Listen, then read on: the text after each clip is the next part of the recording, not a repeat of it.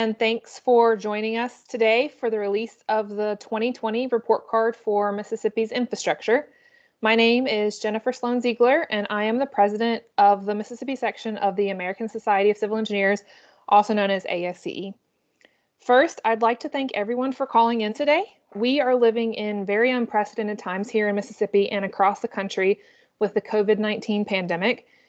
And if you add to that the fatal tornado outbreaks here in our home state this past weekend, where homes, buildings, and more experienced destruction over 18 counties, it's just not a time that we're used to living in.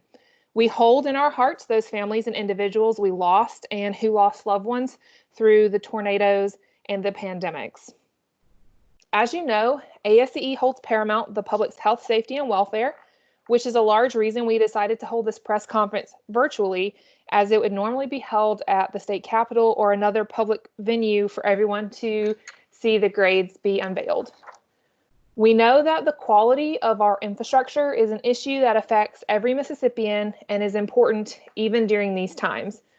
We still need clean water to wash our hands and for drinking, especially as the weather's warming up here, even though today it's chillier than it has been in a while. We still need to be able to turn the lights on and drive to the grocery store over our roads and our bridges.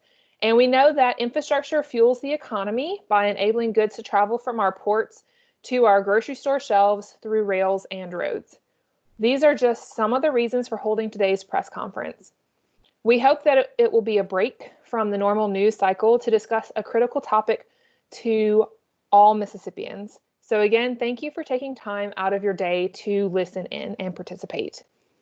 We will discuss a little later, but you can't address our state's infrastructure without addressing the threats of and damage caused by natural disasters, including tornadoes and floods, especially here in Mississippi. When it comes time to rebuild, we need to be strategic by incorporating consensus-based codes, specifications, and standards, including ASCE standards. We cannot afford to rebuild in the same way that we have been as storms continue to increase. The Mississippi section is the local organization of ASCE National, which is the oldest and largest engineering society in the nation. Our section was founded in 1969 and has nearly 1,000 members from all disciplines and sectors of civil engineering. As stewards of our infrastructure, civil engineers are responsible for the design, construction, operation, and maintenance of our vital public works. With that responsibility comes the obligation to periodically assess the state of our infrastructure, report on its condition and performance, and then advise on the steps necessary to improve it. Today, we'll be unveiling the ASCE report card for Mississippi's infrastructure, which is a snapshot tool for residents, businesses, and policymakers to engage in conversation about where we are and where we want to be in regards to our infrastructure. We hope this information provides the insights needed to start the conversation. I want to thank those of you dialing in today for attending, and a special thanks to our committee that you can see our members on the screen, because they diligently completed the report card using volunteer hours. I'm now going to turn it over to the chair of the report card, Jacob Forrester. Hey, good morning, everyone, and thank you, Jennifer, for that introduction. First and foremost, I'd like to thank everyone for being here today. There are a few people that I especially want to thank for being here today. Mayor Spruill, thank you for being here today. Mr. Terry Kemp, who has previously served as the general manager for TVA in this area, and now is the general manager of Starkville Utilities. Thank you for being here as well. And I would be remiss if I certainly didn't thank each of the chairs that are here and on the line and that contributed to the report card. As we get into this, I just want to reiterate that folks affected by the tornado, they are in our thoughts and prayers, in addition to the victims and families of COVID-19. I hope that everyone is safe and healthy out there. And we'll be thinking about you and praying for you as we go forward in the next few weeks and months. My name is Jacob Forrester, as Jennifer mentioned, and I'm the chair of the Mississippi Report Card for Infrastructure. So jumping right in, what we did was we used a simple A to F school report format for the 2020 report card. and that provides a comprehensive assessment of current infrastructure conditions and needs in the state. The cumulative grade for the 2020 report card for Mississippi's infrastructure is a D+. This is very much in line with what we see at the national level. And as a state that prides itself for the hospitality that we show, the D+ is not quite as welcoming as we'd like it to be. It means that infrastructure is in poor condition and it's at risk. It also means that it is not preparing the state for economic growth that we could be experiencing. The 2020 report card for Mississippi's infrastructure covered 12 categories. Each category is assessed by a team of civil engineers who assigns the grades according to the following 8 criteria: capacity, condition, funding, future need, operation and maintenance, public safety, resilience, and innovation. I want to highlight a few of the top findings and go into the categories before I turn it over to Mayor Spruill. So first, this report shows that there is investment in Mississippi's infrastructure. There are more jobs, which means more economic growth when there's investment in Mississippi's infrastructure. Mississippi ports, for instance, are critical to the state's economic well-being. Our Department of Transportation noted that Mississippi's ports supported over 125,000 jobs and nearly $5.4 billion in annual income. They generate nearly $17 billion in economic stimulus annually. The Mississippi River, the largest river system in the U.S. and 3rd largest in the world, it's critical to commerce. Mississippi's inland waterways, which account for millions of tons of agricultural goods transported throughout the state, have taken a hit, however, from recent flooding events that Jennifer mentioned, which threatens future economic use. The U.S. Army Corps of Engineers estimated an additional $100 million is needed to fully clear the flood-deposited sediment from the state's inland waterways in order to return the canals to their original depth and width. Next, our airports employ over 20,000 people with a total payroll of $721 million and a total output of $2.5 billion. It is concerning. We experienced a 34% decline in passengers from 2007 to 2017, which has impacted the amount of funding for aviation infrastructure that the state receives from passengers and the federal government. Second, much of Mississippi's infrastructure is aging and beyond its useful life, which impacts the quality of life and decreases economic efficiency for Mississippi residents. More than 400 timber pile bridges in Mississippi have been closed to the public since 2018, when the Federal Highway Administration determined that these structures were structurally insufficient. They inspected them and they showed that they posed a risk to the traveling public. Several of you may recall that these bridges were closed. They have affected emergency vehicles, they've affected school district routes, and commutes have become longer for some of the Mississippians that have been affected by these bridge closures as they travel to work. Some of the more drastic examples that we've heard is that some Mississippians have had to drive on dirt roads or through fields to get around the bridges. That increases the risk of expensive car maintenance and repairs, certainly. A total number of 3,127 of Mississippi's bridges are weight restricted. Some are posted for a 4-ton load, just over the average weight of a pickup truck. Spurred by bridge closures and to address safety concerns, the Mississippi legislature convened a special session in August of 2018, and they voted to provide approximately $100 million annually for bridge maintenance and rehabilitation, as well as an additional $250 million in bonds.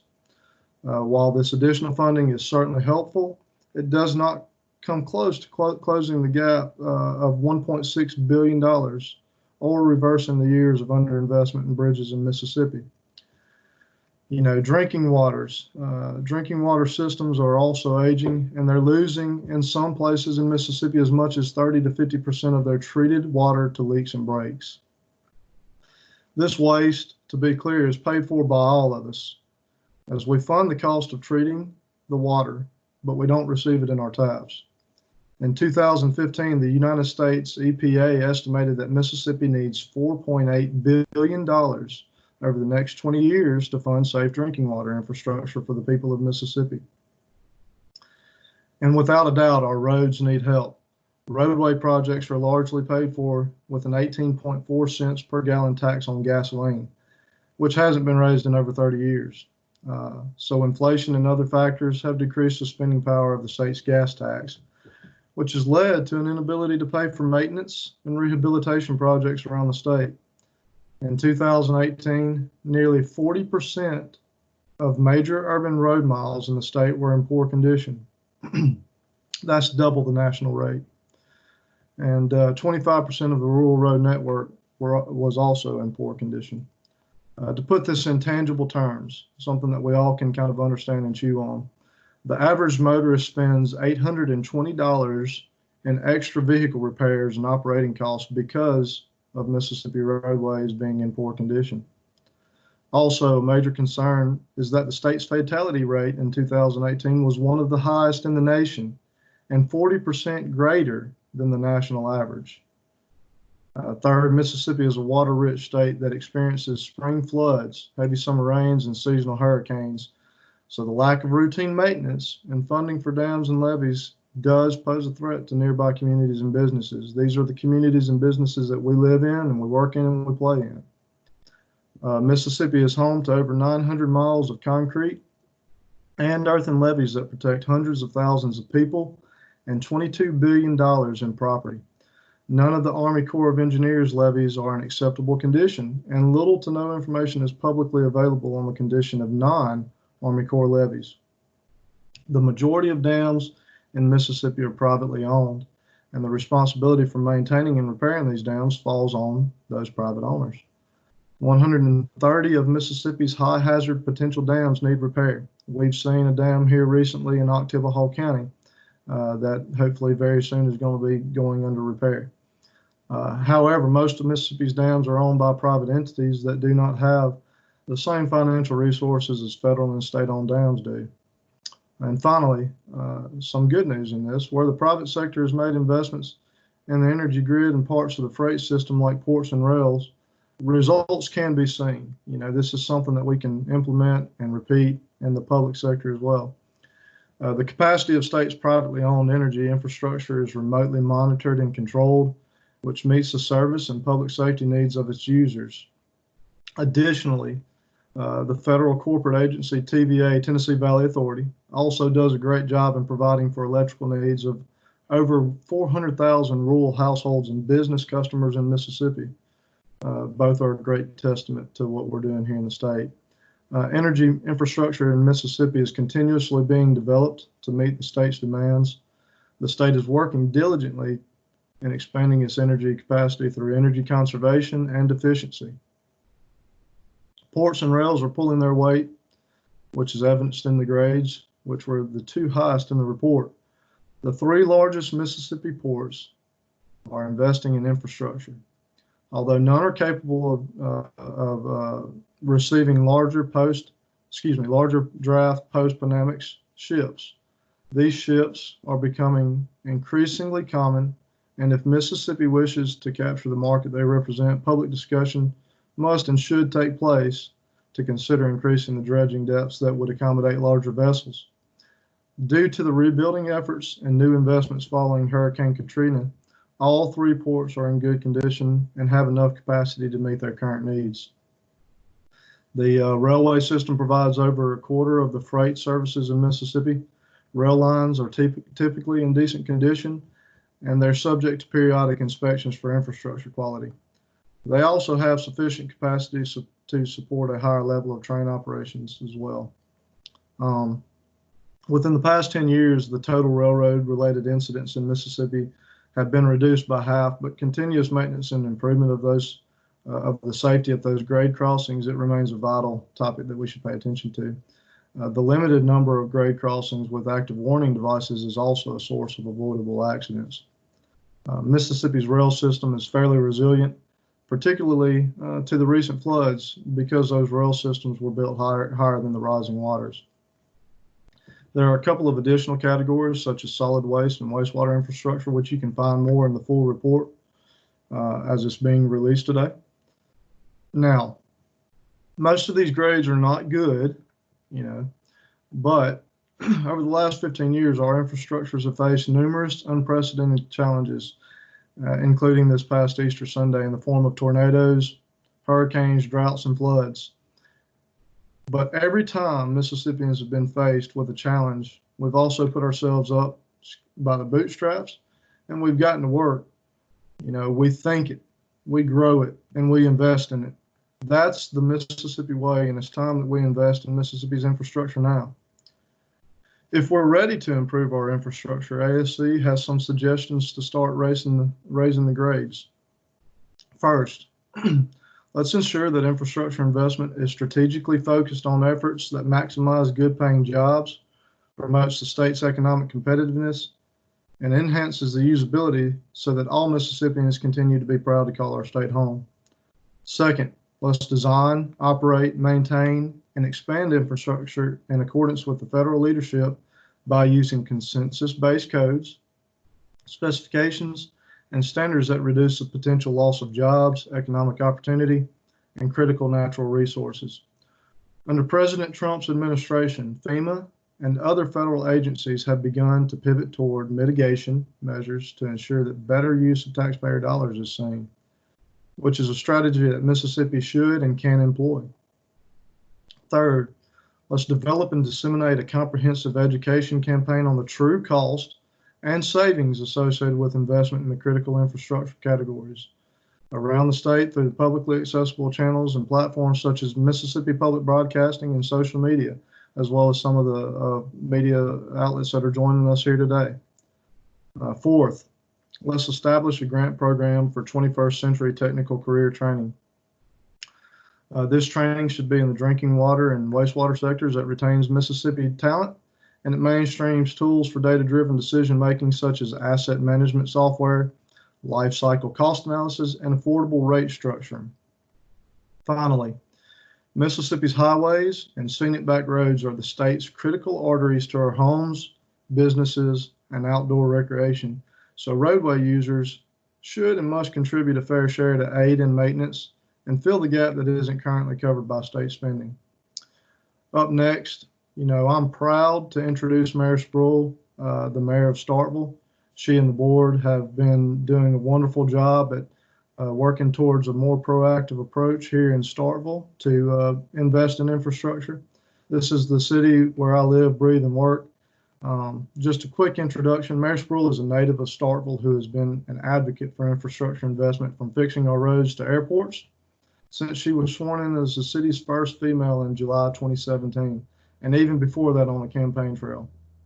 Mayor Spruill is a former United States naval officer and pilot, and she was mayor of Madison, Texas at some point in the midst of all that. She was also a pilot for Delta Airlines and the Starkville City Administrator.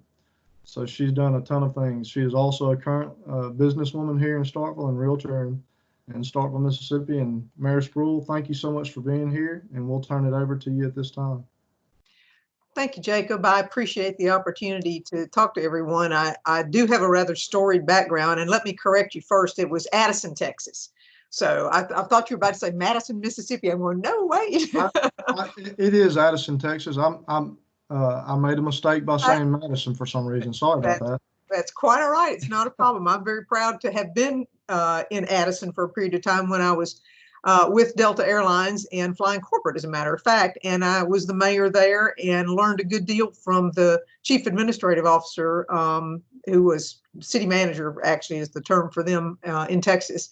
And so when I had the opportunity to come back home to Starkville, I am a native, and I'm really proud to be here. But when I had the opportunity to come back home, having gotten a little bit of additional education with a master's of public administration, I served as the city's chief administrative officer for 8 years, which gave me a pretty good look at the things that we do from a day-to-day operational standpoint. So when I became mayor, there were some things that I knew that we really needed to deal with. And so I'm very proud that Mr. Kemp and Mr. Forrester as well were both on board. But Starkville is a town that was incorporated back in the mid 1800s. We're not a large town. We're 25,000 or so, waiting on the next census to tell us exactly what we are. But we have subdivisions that were begun in the early 50s, maybe late 40s, but mostly early 50s. And subdivisions were not the norm until that timeline. It used to be that people would develop, a house by house basis or street by street, and there weren't really developments of subdivisions. And so what the city of Starkville is finding, as I know other cities are finding in Mississippi and other states, is that we have subdivisions whose infrastructure has reached its useful life. And so one of the things that when I became mayor, we talked about is the infrastructure that we were continually having to go back and repair time after time after time. And as someone who owns property here in the city of Starkville, it became very obvious to me. I have one particular piece of property on Logan Drive. I can identify it easily that has if it's had 5, it's had 10 over the past 5 to 10 years of repairs in precisely the same location. Now, granted, we've got a new piece of pipe, but then it stresses the piece of pipe next to it.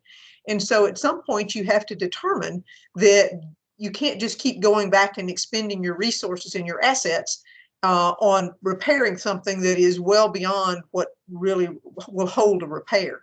And so when I sat down to talk with Mr. Kemp and Mr. Forrester about how we could proceed in a more proactive way, one of the things I said is, can y'all identify where our worst problems are, where we're expending all this energy and all this time and money and waste on areas that have the most calls in our community.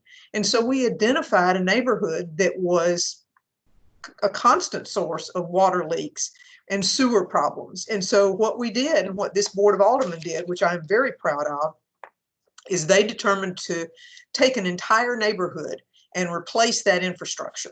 So Jacob and I were talking prior to this, and I've seen the C, the D's, the grades that we're talking about, and I'm going, I've never been a C kind of gal. For me, a B is an absolute minimum, and an A is what I'm aiming for.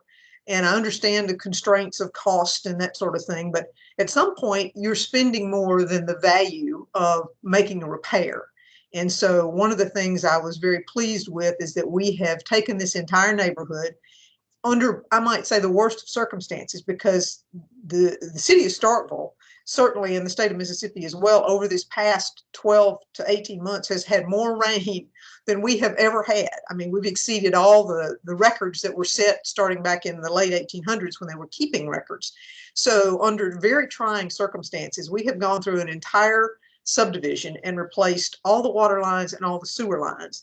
And we are at a point now where all we're doing is finalizing those grading in the yards and that sort of thing, but it is up and running, and we have had no repair calls other than one that was associated with a contractor problem in hitting a line. So we have succeeded in doing that in a neighborhood, and our goal is to go to the next neighborhood with the equal number of calls that keep bringing us back and back and back, spinning our wheels instead of making progress. And so between the infrastructure replacement, which we will be doing, hopefully we've already done some preliminary work. Hopefully we'll get that done or begin that process this fall and complete it in phases, because it's a rather large subdivision. But we're going to do that throughout town, because we've got these subdivisions that go back to the 50s whose infrastructure is aging out.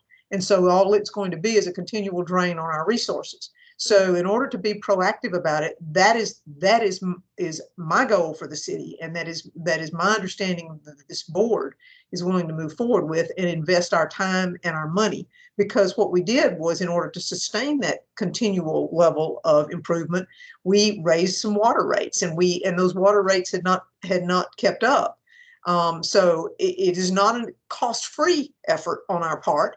It will pay off in the long run. It'll pay off from an economic development standpoint, because those people who own those homes are not going to be trying to sell a home that's got a sewer leak in the back of it, for example, or a water leak, or their driveway is constantly got patches all in it, because we have to keep coming back and do that. So there'll be an individual economic advantage. There's certainly a municipal economic advantage to getting that done and having our resources go to something that isn't repairing something that should have been or should hopefully be functional as it is. So we're going to be doing that. We've also invested in our wastewater treatment plant, which as we grow, which we certainly have been doing, the Golden Triangle is one of the regions in the state of Mississippi that has been growing regularly. And Starkville, of the 3 cities in the Golden Triangle, is the city that's growing. And so we are also looking to annex, and as a part of that annexation, that additional infrastructure is going to be needed for our wastewater treatment plant. Obviously, this is one of those things that it is going to flow through us, even though it's part of an association that we aren't going to control. It's flowing to our wastewater treatment, and we've got to look 20 years out. We can't sit and just deal with it on an annual basis. We've got to look further out, and I'm very proud again of our utilities department that is taking that approach, and that we are looking at a whole new treatment facility. Same is true for our electric. We're looking at a new substation in the southwest side of the city. So there are so many things that have us poised for once we get past this horrendous pandemic, which none of us had any idea was going to occur and has impacted everyone. I mean, no one is left untouched by this. We're going to be ready for that growth. We have an industrial park that we have just invested $40 million in to the north of town. Again, when it comes time for us to grow, we're looking at that being a part of what we are set for with our Southwest Electric substation, with a new water tower that we're looking at having to construct up there, with the wastewater treatment plant, and with our growth and our development of subdivisions that will have new infrastructure, certainly, but the older ones are going to have to be handled. And we want to be on the good side of history as it relates to how we've treated our older subdivisions. And we have to acknowledge that, everything from sidewalk infrastructure, which we sometimes don't have, which really doesn't play into what y'all are doing, as it relates to this, but it plays into what kind of city we want to be. All those things matter in how we are ready to be a part of this next century, this next decade. And so with those things in mind, I think it's extremely important that what y'all do as engineers creates that opportunity for economic development for us and for our satisfaction, for quality of life for our residents, so that surcharges in our sewer, our manholes, and people with sewer backing up into their homes. None of those things are things that anybody wants to deal with. And so if we deal with it on the front end, as we see that there are problems arising, then I think that we are so far ahead of the curve, because I want an A. I may not get an A before I get out of office, but I want the city of Starkville certainly to have an A and to be a leader as it relates to this. And so, I really appreciate the opportunity to talk about my city and talk about what we're doing and encourage others to take some of those same steps. They're not necessarily easy steps, but I think that in the long run, they will serve your community best. And so, I'm happy to have had an opportunity to brag on Starkville and on our utilities department. And I thank Mr. Kemp and Mr. Forrester for that. Y'all are leaders, and my board has been a leader. And so I appreciate the time. Thank you. Thank you, Mayor Spruill, for your remarks. We really appreciate that. And we appreciate your deep understanding of the impacts that infrastructure has on all of our lives here in Mississippi. So we want to now invite questions from the audience. If you would go to the conversation piece on the right side of your screen and let us know if you have a question. Our moderator will call on you, so please state your name and organization when called upon. And all of your questions regarding the report card will be directed to me and Jacob, while questions on specific remarks from Mayor Spruill will be directed to her.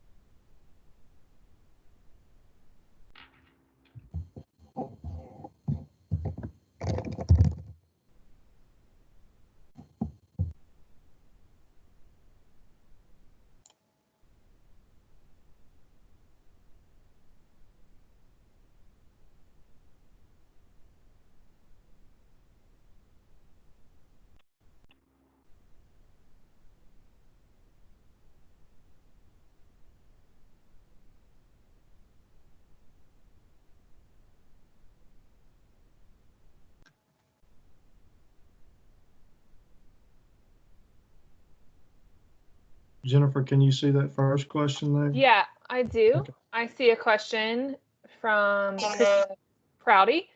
It says, what part do public-private partnerships have to play in improving Mississippi infrastructure? I am happy to take that question. I'm sorry. Public-private partnerships are also called P3s, and they can be an effective method of financing projects for delivery, but they don't replace the need for public funding on infrastructure projects. ASCE supports the use of P3s where the public interest is protected. As you can see, the private sector in Mississippi is pulling their weight, but the public sector is lagging behind a little bit. So modernizing the state's infrastructure requires that all of our sectors do their part. All right. Awesome. Go ahead, Alexa. Dennis Truex. Dennis, if you want to go ahead and ask.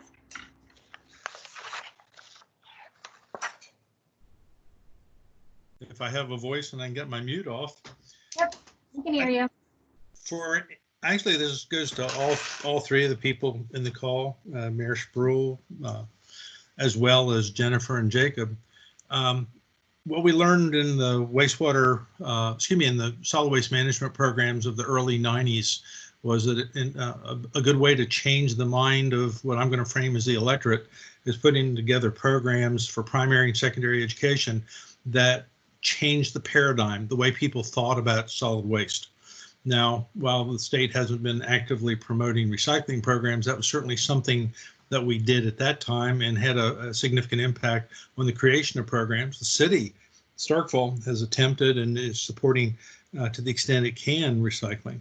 The question then is, how do you see a program, or do you see a program being created for primary and secondary education that would help educate the individuals coming out of our schools to understand the importance of infrastructure and how that impacts lives and the economy of the state, and why investing in infrastructure would have a positive impact for all of us, not just those in the engineering community, but for the state as a whole. Sure, Dennis, and I'll take that one first, I guess, and then others can comment as they want to. You know, that actually plays in really well with what we're doing here today. This entire report card, which we've been working on for the past 2 years, is meant to be a public advocacy tool, but also a public education tool. You know, this is something that we can put out there and through dissemination by word of mouth, through media, through, you know, even both President Obama and President Trump have touted the national report card several times. This is exactly what we're trying to do. We're trying to educate the citizens of Mississippi about the benefits of investing in infrastructure. You know, this plays, that actually really goes well with, you know, our third and fourth initiative that we mentioned earlier, where we should disseminate a comprehensive education campaign on the true cost and savings associated with investment in infrastructure. You know, we also talk about, and as far as exactly how to do this, I think we need to get into the detail and minutia of that with our policymakers, but certainly we recognize that there's a need for a 21st century technical career training. You know, in the city of Starkville, we see that we've got great operators, and with a little bit of additional technical training, you know, on computers, asset management, life cycle costs, that kind of thing, we can absolutely get there. And then as far as, you know, delving on down, you know, I think that there is a real possibility that, you know, we could look at a program that discusses economic investment, economic benefit, and you know, and public policy. That's a hot topic right now. Public policy is all about what are the appropriate places to invest where we see that economic impact. And it's been proven and shown time and time again that for every dollar that you put in to infrastructure investment, you see those dollars begin coming back to you and economic benefit, particularly in a city like Starkville, Mississippi, where we have growth occurring right now, and we've got that growth occurring in the Golden Triangle.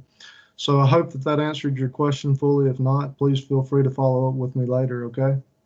Or now. Thanks. Okay, it looks like we have a question from Jennifer Schaff. Jennifer, you go ahead. Can you hear me? Yes. So I have a dog in the background, so I typed in my question. I hope that he doesn't bark. If he does, I apologize. So for Mayor Spruill, what's the best way we as engineers working for municipalities can cause the communities we work for to spend and perhaps budget a little bit more for resilient systems, which aren't necessarily the cheapest systems? Well, since I don't know anything about the resilient systems versus the cheapest system, I'm operating from a bit of ignorance. But what I can tell you is that as politicians and people who are in charge of budgets look at the numbers, and I think that is the factor, the data that sways us as to how to move forward. And when you can represent that you're spinning your wheels, or you're spending so much more on maintenance and going back to the same problems time after time after time, so that you can reflect the need for new or replace infrastructure, I think that's going to be your primary factor. You know, we're all dealing with budget right now due to the pandemic, and how do we handle those budgets? Data. And it is data driven, it is monetarily driven in how we can to handle our public trust with the public dollar. And so if the cheapest system is not the best system, which very rarely is that the case, then I think you have to justify it through using the financial aspect of how this is going to last 50 years instead of lasting just 20 years, and with a little bit of an increase in your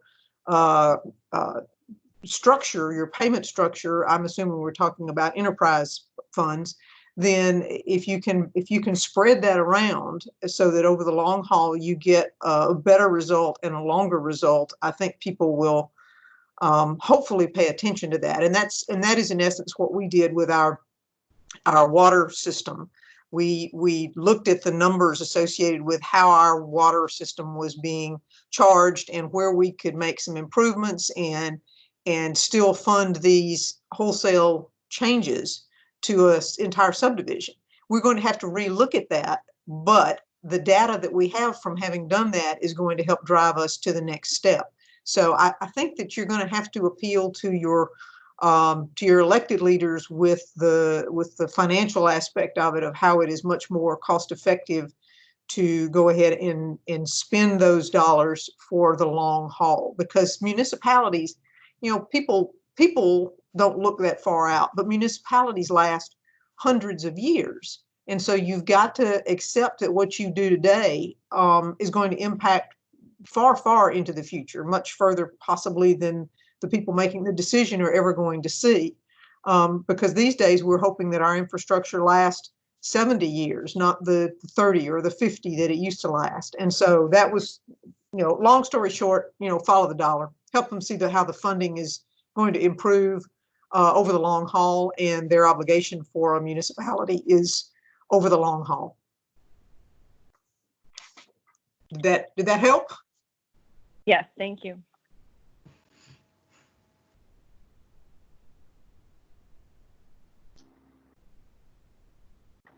Do we have any other questions?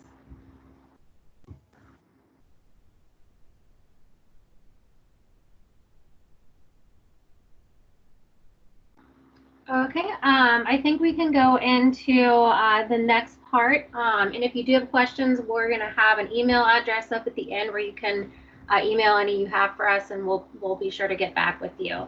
That includes if you have any questions for media, just please, if you're a member of the media, please email or call us at the number in the press release and media advisory. So Alexa, thank you so much for that. And,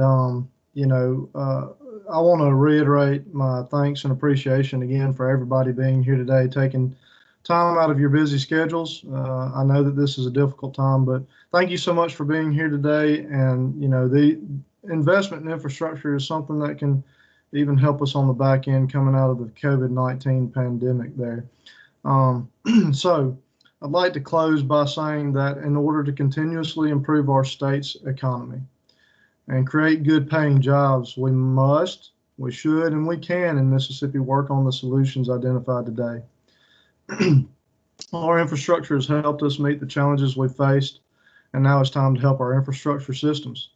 Infrastructure must remain a priority so that we all continue to proudly call the state of Mississippi our home and show visitors and industry alike, especially new industry and existing industry, Mississippi's hospitality.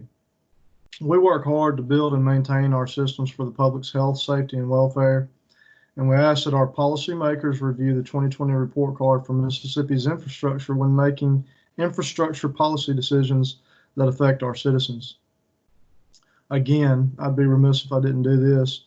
I'd like to thank our committee again who diligently completed the report card this year.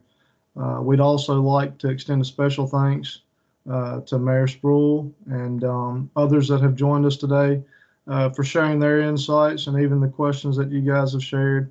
And thank y'all for joining us for the release of the 2020 report card for Mississippi's infrastructure. As Alexa mentioned, if you have further questions, please don't hesitate to email us at reportcard@asc.org. Again, that email address is reportcard@asc.org. I hope that everyone here has a wonderful week. Stay safe, and we'll see you again soon. So thank you.